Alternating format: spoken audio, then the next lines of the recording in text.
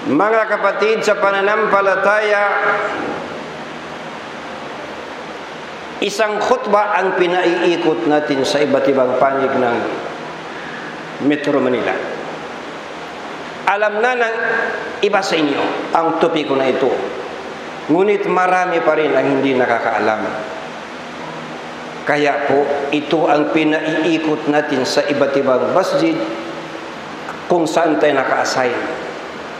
Ang atin pong paksa ay ang tungkol sa mga gawa na sisira, bubura sa inyong Salatul Jumaah, Friday prayer, na kinakailangan maging edukado ang Muslim dahil sambayang ka ng sambayang ng Friday prayer. Wala pala, say-say, useless pala, walang kwenta, invalid, burado. Dahil dito sa mga gawa, 8 babanggitin natin ang mga gawa na isa lang ang gawin mo rito habang nagkukhutbah ang imam. Wala ka ng Salatul Jumaah, wala ka ng Friday prayer. Nakikita natin ito sa iba't ibang mga masajid, ngunit wala ganong sumisita.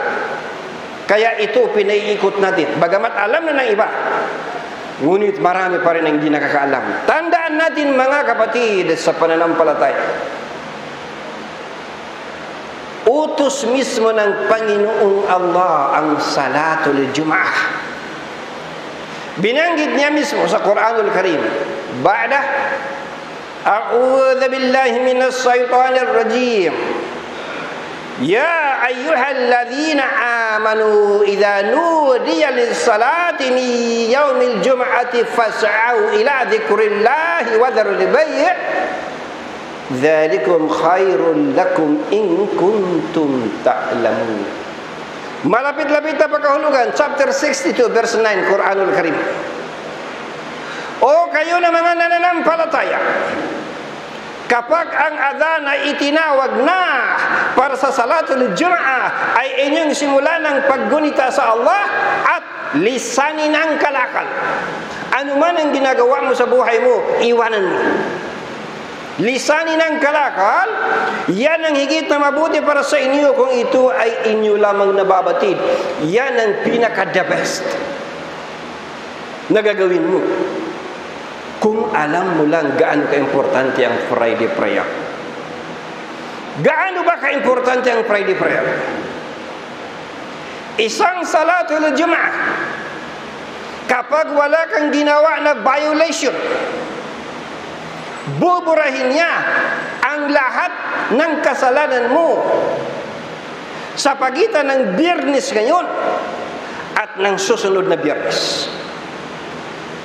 Ngunit kapag po ginawa mo isa man sa walong violation na babanggitin natin mamaya, kapag ginawa mo isa lang sa 8 na violations sa Salatul Jumaah, wala ka ng prayer. Anong sabi ng hadith ni Muhammad sallallahu alaihi wasallam? Katibayan na ang Salatul Jumaah ito ngayon, buburahin niya ang 2 Friday na mga kasalanan sa pagitan ng 2 Friday.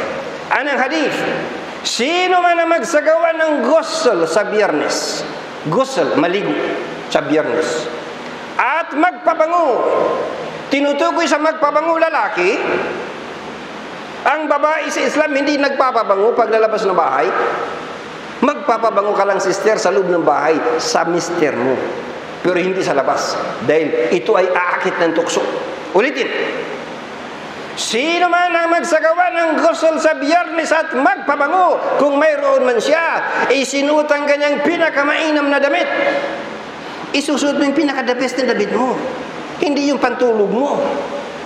Pagkatapos ay pumunta sa masjid at magsagawa ng mga voluntaryong sala, kung gusto niya, hindi ginambala ang sinuman, wala kang inistorbo. Ayon sa tafsir ng mga ulama, wala kang pinaghiwalay na nakaupo. Hindi ba ginagawa natin pagdating mo, pinaghiwalay mo nakaupo? Wala kang inistorbo, wala kang pinaghiwalay na nakaupo. Hindi ginambalang sinuman Nakinig ng dumating ang imam hanggang sa simulan nito ang salah, ang lahat ng mga ito ay panlinis sa anumang nangyari sa pagitan ng Biyernes na iyan at ng sumunod na Biyernes. Hadith Ahmad, volume number 5, hadith number 420 for your complete reference. Ganyan po mga kapatid, kahalaga ang Friday prayer. Na marami sa atin, sambayang ng Friday prayer, ay wala na palang sambayang dahil sa mga violations sa ating babanggitin. Bago natin isa-isahin yung 8 na yan, lalo na yung number 8, didiin na natin yung number 8. Bago natin isa-isahin ang 8 na yan, tandaan natin mabuti, tandaan natin maigi mga kapatid, sala, susi ng paraiso. As-salatu miftahul jannah. Sala ang susi ng paraiso. At kapag iningatan mo ang iyong sambayang na walang mga violation, ito po ang iyong pasaporte sa paraiso. Sinabi mismo ng Panginoong Allah, وَالَّذِينَ هُمْ عَلَى صَلَاتِهِمْ يُحَافِظُونَ. At ang mga yaon na iniingatan nila ng husto ang kanilang mga sambayan, ulaika fi jannatin mukramun. Sila ang mga mananahanan sa mga hardin ng mararangal, ibig sabihin paraiso. At dapat tandaan natin para parati, wag kang magsambayang na paraan ng ninumang shaykh kung ang kanyang paraan salungat sa sunnah ni Muhammad sallallahu alaihi wasallam. Sallu kama ra'aytumuni usalli. Magsambayang kayo, magsala kayo na tulad sa nakita ninyo na aking pagsasambayang, sabi ni Muhammad sallallahu alaihi wasallam. Ngayon, isa-isahin natin ang mga violations. Na isa man dito ang gawin mo, wala ka ng Friday prayer, wala ka ng sambayan. Number 1, nagsalita ka, nag-usap kayong magkatabi. Once na magsalita ka, mag-usap kayo ng magkatabi, wala na kayong sambayan. Tapos na ang inyong sambayan, wala na kayong sala. Nagbigay ng fatwa Sheikh Ibn Jibrin, nawa kahabagan ng Allah, ayon sa kanyang hukom, obligado para sa ma'mum ang manahimik habang ang imam ay nagkukutba ng Biyernes. Bawal para sa ma'mum mag-utos ng mabuti, bawal para sa ma'mum ang magbawal ng masama sa oras na ang imam ay nagkukutba sa Biyernes. Mayroon kang makikita ng mga pumupunta sa masjid, lalo na mga kabataan, nag-uusap, nagbubulungan. At mayroon ka pag makikita ng magulang, nagdadala ng bata. Lalo na kung ang anak mo ay pasaway. At sinasaway mo, sinasabihan mo, anak, huwag kang maingay. Brother, sister, wala ka ng salah. Wala ka ng salatul Jumaah, wala ka ng Friday prayer. Kaya huwag magdala ng bata kung ang anak mo ay pasaway. May isturbo na ibang mga nagsasala. Ngunit kung ang anak mo ay behave, dalhin mo para kalakihan niya ang pagsamba sa Panginoong Allah. Ganon din kapag mayroon kang katabi na mga nag-uusap at sinita mo, sinabihan mo sila, bro, huwag kayong maingay. Sila na nagsasalita, sila na nag-uusap, wala na silang sambayang, ikaw na sumita, wala ka na ring sambayang. Bawal sumita, bawal magbawal ng masama kapag ang ma'mum, kasalukuyan ang imam ay nagkukutba. Bilang katibayan, sinabi mismo ni Propeta Muhammad sallallahu alaihi wasallam, idza qulta li sahibika ansit yawmal jum'ati wal imamu yakhtub faqad lagawt. Kapag sinabi mo, huwag ka maingay sa kasama mo sa Biyernes habang ang imam nagkukutba, pinawalang saysay mo ang iyong sambayang. Sahih al-Bukhari at saka Sahih Muslim, authentic na hadith. Number 2, nasisira sa inyong sambayan. Tumawa. Once na nagkukutbang imam at nanonood ka ng TikTok, tawa ka ng tawa, wala ka ng sambayan, sira na ang iyong Friday prayer, useless. Marami sa atin ang ganyan. May mga Muslim, lalo na kapag malalaking masjid, na hindi mo na papasok sa masjid. Sa labas mo na naghihintay ng ikamat. At habang nasa labas, tawanan ng tawanan, Allahu Akbar, wala ka ng salatul Jum'ah, wala ka ng Friday prayer, subhanallah, sayang. At ito ang masaklap. Minsan, mayroon kang makikita na nagkukhutbah na hinahaluan ng comedy ang pagkukhutbah. Pinatatawa niya ang jamaa.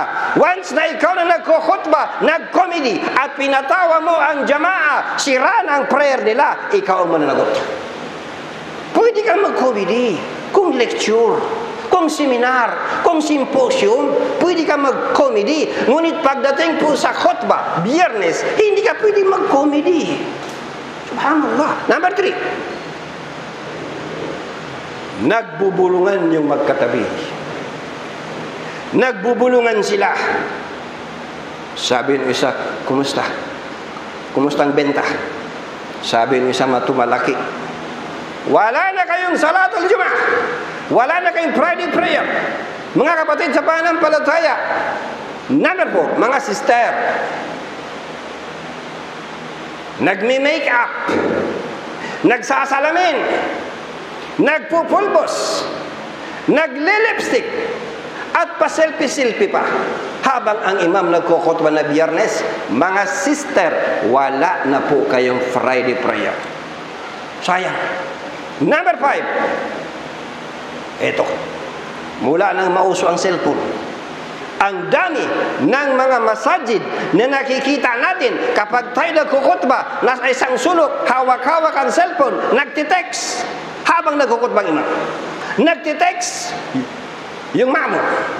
Nagtitiktok, nood ng TikTok, binabrowse ang internet, nagpe-Facebook, nagchat-chat sa Messenger, nagsisilpi-silpi, at mayroon pa sinasagot ang tawag. Hello, huwag kang tawag ng tawag. Nandito ako sa masjid. Wala ka ng sambayang bro. Wala ka ng prayer. Sira na ang prayer. Bakit ka pa pumunta dito sa masjid kung ang salatul Jum'ah mo, ang Friday prayer mo ay sasayangin mo lang? Number 6. Hanggang 8 lang. At ang pinakadidiin na natin, number 8. Number 6. Nagbabatian ng assalamu alaikum. Pumasok yung mama. Dire-diretso sa'yo. Pagdating sa'yo, assalamualaikum. At ikaw rin namang ma'am, sumagot ka rin, waalaikumsalam. Nari, kumusta? Matumalaki. Wala na kayong salatul Jum'ah. Tapos na inyong prayer. Kapag binati ka ng assalamu alaikum, hindi yan katulad ng lecture, hindi katulad ng seminar. Pagpasok mo, assalamu alaikum mga bro, waalaikumsalam. Pwede kang sumagot. Khutbah, Friday khutbah. Kapag pumasok ang ignoranting mama at sinalam ka, huwag mong sagutin. Ipikit mong mata mo, kunyari tulog ka. Huwag ka sumagot. Yumuko ka lang, kunyari tulog ka. Huwag ka sumagot. Dahil once na magsabi kang waalaikumsalam, tapos na ang prayer mo. Pagkatapos ng Friday prayer, hanapin mo yung mama. Sabi mo, bro, hindi kita sinagot kanina dahil kapag nagkukhutbang imam, ang pagsasalam ay nakakasira ng prayer. Dahilan sa ang sumagot ay obligasyon, obligado ako na sumagot sa iyo, ngayon, sinasagot na kita. Waalaikumsalam warahmatullahi wabarakatuh. Tapos, para malaman niya kung bakit hindi mo siya sinagot. Baka masama ang loob niya, hindi mo sinagot. Number 7. Ito. Lalo na sa mga malalaking masjid. Lalo na kapag ang nagkukhutbah ay sikat. Celebrity. Nakikita mo yung jamaah, bawat isa naglalabas ng kamera. Kinakamerahan nilang nagkukhutbah. Bawat isa kinakamirahan. Sikat na sikat yung nagkukutbah. Pagkatapos, kinakamirahan nila ang jamaah. Pagkatapos, kinakamirahan nila ang kanilang mga sarili. Wala na kayong salatul Jumaah. Maraming beses ito mangyari. Lalo na sa mga sikat na mga nagkukutbah. Mga celebrity na ulama. Walang kaalam-kaalam ang jamaah na sira na ang kanilang prayer. Sabi ng mama, bro, kaya ko kinakamiraan si alim, si maulana, si ustad, si doktor. Dahil yung khutbah niya napakamahalaga para may pang-share ko rin. Para malaman ng mundo ang kanyang mensahe. Napakaganda-ganda, napakadakila ng iyong intensyon. Pero ang ginawa mo, mungkar, sira na ang prayer mo. Napakaganda na intention mo. Ang intention mo, ipang-share ang khutbah ni doktor, ipang-share mo ang khutbah ni maulana, ipang-share mo ang khutbah ni alim. Pero ikaw, sira na ang prayer mo. Kung gusto mo na makagawa ng reward, ipang-share ang khutbah ni doktor, ni maulana, ni alim, magdala ka rin ng camera stand. Itayo mo ang camera stand bago mag-umpisa ang khutbah. Ipwesto mo yung camera mo sa camera stand bago magsimula ang imam. At kapag tatayo ng imam para mag-khutbah, i-on mo yung camera. Huwag mo nang hawakan ang camera hanggang sa hindi matapos ang khutbah, para ligtas ang iyong salatul Jumaah. Nakagawa ka pa ng da'wah. Allahu Akbar. Number 8, last. Inilalakad na sadaka box habang nagkukhutbah ang imam. Marami ang gumagawa nito. Mga malalaking masjid mismo gumagawa nito. Inilalakad ang sadaka box. Ito ang didiinan natin. Babasahin ko sa inyo ang rulings ng pinakamalalaking ulama sa buong mundo para malaman ninyo gaano kabigat na kasong ito. Ikaw na naglalakad ng sadaka box, wala ka ng sambayang. Tuwing biyernes paulit-ulit, wala kang sambayang Allahu Akbar. At ikaw na ma'mun, ikaw na jamaah na nagbigay ng sadaka, wala ka na ring sambayang. Oo, pati na ikaw nagbigay, wala ka ng sala. Bakit bro? Paano nangyari yun? Nagsadaka ako. Ilang moves? Dumaan sa harapan mo yung sadaka box, bumunot ka ng wallet, 1 move. Binuksan mo yung wallet mo, 2 moves. Inilabas mo yung pera sa wallet mo, 3 moves. Inilagay mo yung pera sa sadaka box, 4 moves. Tiniklop mo pitaka mo, 5 moves. Ibinalik mo ang pitaka mo sa bulsa mo, 6 moves. Ano ang sinabi ng hadith tungkol sa 6 moves? Basa.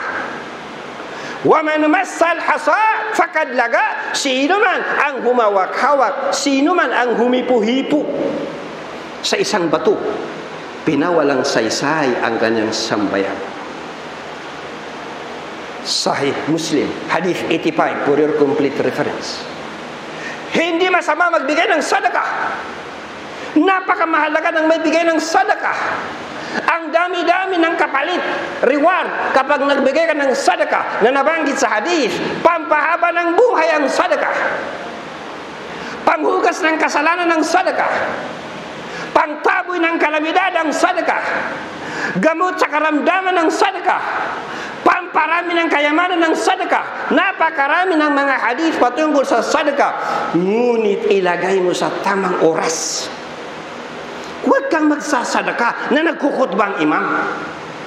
Pagkatapos ng prayer, ng Friday, puntahan mo yung sadaka box. Ilaglag mo. Ngayon, isingit natin to. Mayroong mga masjid na walang inilalakad ng sadaka box. Pero, mayroong nagbabantay sa gate. Nakalagay yung table. Lahat ng papasok, laglag ng pera. At ikaw na nagbabantay, kinakamakamada mo yung pera. Ikaw na nagbabantay na kinakamakamada mo ang pera, wala ka ng sambayan. وَمَا الْمَسَّ الْحَصَى فَقَدْ لَغَى. Sino man ang humawak-hawak, sino man ang humipo-hipo sa isang bato, kinakamakamada mo yung pera . sino man ang humipo-hipo sa isang bato, pinawalang saysay ang kanyang sambayan. Lalo na kung magsalita ka. Ngayon ay diinan natin sa inyo. Isa-isahin, basahin ko sa inyo ang hukom ng mga ulama. Number 1, Imam An-Nawawi.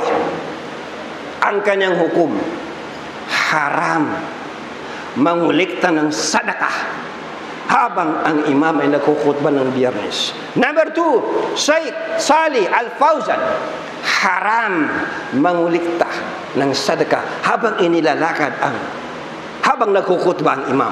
Number 3, matatagpuan sa Al-Mulakkas Al-Fiqhi, Volume 1, Ruling 176, ang paglalakad ng sadaka box tuwing khutbah ng Biyernes, haram. Number 4, Sheikh Ibn Jibril, nawa kahabagan ng Allah, ganon din ang kanyang hukom. Allahu Akbar. Number 5, Sheikh Bin Baz, nawa kahabagan ng Allah, dating Grand Mufti, yumaong Grand Mufti ng Saudi Arabia. Tinanong, pwede bang mangulikta ng sadaka habang nagkukutbang imam sa Biyernes, na ang makukulikta ay gagamitin pantayo ng masjid, pantayo ng madrasa? Ang kanyang hukom, ang kanyang sagot, ang kanyang hatol, kahit na pantayo ng madrasa, pantayo ng masjid, matatagpuan ng kanyang hukom, fatwa Islamiyah, ay haram. Hindi pwede, masisira ang prayer. Kaya hindi pwedeng ikatwiran ng isang masjid na pambayad ng kuryente, pambayad ng tubig, pambayad ng upa sa building, ang kinukoleksyon sa sadaka. Hindi mo pwedeng irason. Ito nga tayo ng masjid, ito nga tayo ng madrasa, hindi pwede. Number 6, Hadith Abu Daud, hadith number 347, haram mangulikta ng sadaka habang nagkukutbang imam. Number 7, Asyar Al-Mumti, hadith volume 5, hadith number 110, Sahih Muslim, hadith 875. Napakarami ang ebidensya. Ito pa, Syar Muslim, volume 6, hadith 147. Pumunta tayo kay Sheikh Al-Albani, isa sa pinakamalaking ulama. Nawa kahabagan siya ng Allah. Matatagpuan Sahih At-Targhib, hadith 721. Ano ang kanyang hukom? Ang pangolekta ng sadaka habang ang imam nagkukutba ay haram. Sira ang prayer ng jamaah. Kahit ilang milyon ang makulikta mo sa isang Biyernes, isa lang na ma'mum sa jamaah ang nasirang ka ng sala, saan ka kukuha ng pambayad mo? Hindi mo kayang bayaran kahit ilang milyon pa na koleksyon mo. Number 11, Sheikh Atiyah Sakr. Siya ang pinakapinuno ng Fatwa Committee ng Al-Azhar University ng Egypt. Ano ang kanyang ruling? Haram mangulikta ng sadaka habang nagkukutbang imam. Parang sa Kristiyan. Alam niyo, kapag nagsisermon ng pari, inilalakad nila yung sadaka box. Parang sa Kristiyan. Number 12, Imam Abu Hanifa, Imam Ash-Shafi'i, at lahat ng malalaking mga ulama, ngawa kahabagan sila ng Allah. Lahat nagbigay ng hukom. Bawal mangulikta ng sadaka habang nagkukutbang imam. Ngayon, ang tanong, bakit haram? Dahil sira po ang sambayan ng jamaah. Sino ngayon ang mananagot? Sino ngayon ang responsable? Number 1, makinig kayo mabuti. Ang number 1 ang mananagot sa mga nasira na sambayan ng jamaah dahil sa pangungulikta ng sadaka, number 1 ang mananagot ay ang mga imam ng masjid na iyan na alam nila ang mungkar, ngunit mga bulag, pipi at bingi, walang nagsasalita, walang sumisita. Mantakin mo, halimbawa, nagkukhutba ka, ikaw na alim, nagkukhutba ka, itinuturo mo ang kabutihan, ipinagbabawal mo ang kasamaan, dumaan sa harapan mo ang sadaka box, hindi mo sisitahin. Bulag, pipi at bingi ka. Bakit walang sumisita? Bakit walang nagkukutba ng ganitong klaseng kutba? Brother, baka maban ako. Baka iban ako ng masjid na yan. Allahu Akbar, subhanallah. Kailangan kausapin ninyo ang administrador ng masjid na yan, ng private na usapan, wala nakakarinig para huwag siya mapahiya. Admin, alam ninyo, nagbigay ng fatwa ang pinakamalaking ulama sa buong mundo. Itong inilalakad na sadaka box, siraan ang sambayan ng jamaa, tayo ang mananagot, hintuan mo na. Gumawa ng ibang paraan para manguleksyon ng sadaka nang hindi kailangan itapat sa khutbah. Kapag ang admin ay nakinig, good. Gantimpalan siya ng Allah. Ngunit may mga admin na kahit kausapin mo na masinsinan,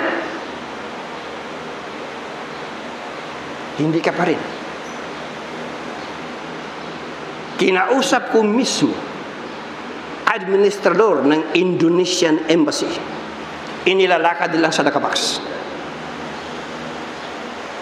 Hindi sila nakinig.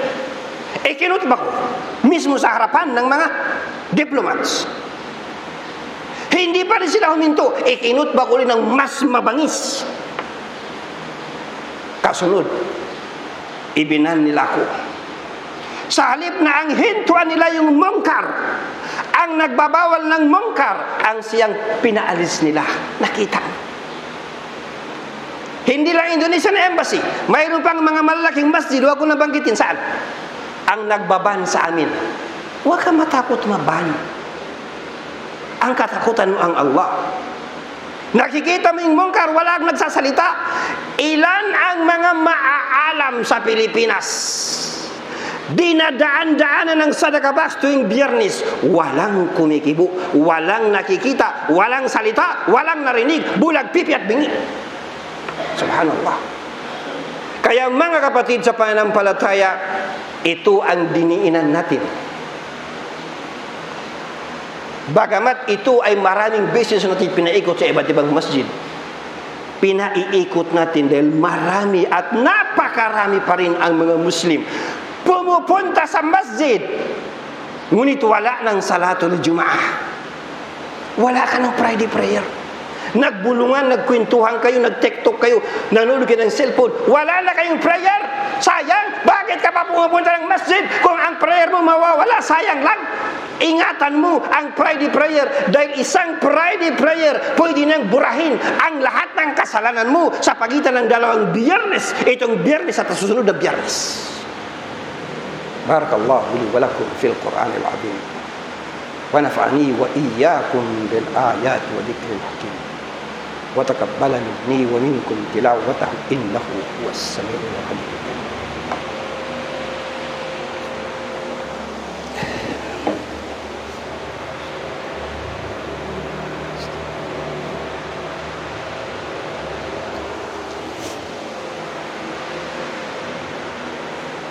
Alhamdulillah hamdan katsiran kama amar. Asyhadu an la ilaha illallah wahdahu la syarika lah wa asyhadu anna Muhammadan abduhu wa rasuluh. Ibadallah, ittaqullaha haqqa tuqatih wa la tamutunna illa wa antum muslimun. Sana mga kapatid sa pananampalataya ay tandaan ninyo itong 8 punto na ating ikinutbah. Kapag hindi mo ito matandaan, pumunta ka lang sa YouTube. I-type mo lang sa YouTube, Islamic Information Services, episode 92, episode 93, episode 94. Isa lang ang topic. Ito lang. Paulit-ulit. Pinaiikot sa buong Metro Manila. Dahil marami pa rin ang mga Muslim na sira ang kanilang salatul Jumaah. Nawa, buksan ng Allah ang ating mga isipan at ang ating mga puso, nabantayan natin ng husto, ingatan natin ng husto ang ating mga sambayang, lalo na ang salatul Jumaah.